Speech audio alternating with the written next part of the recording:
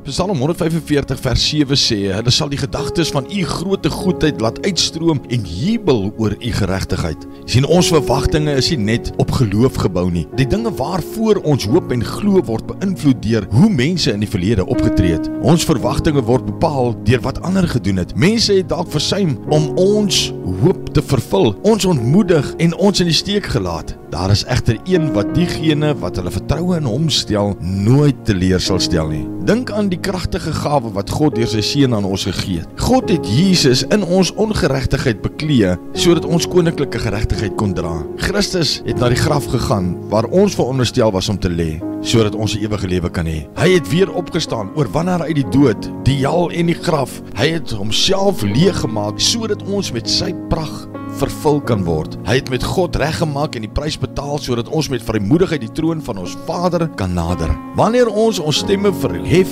hoor God nie meer die sondaars van ouds nie. Hy hoor die kinders van God wat vrygemaak is deur die bloed van Jesus Christus. Here, baie dankie vir hierdie woord. Dit is absoluut amazing om te weet. Jesus, dit wat U alles vir ons vermag het deur die kruisdood. Dankie Here, ons loof U, ons prys U en ons eer U in Jesus se naam. Amen.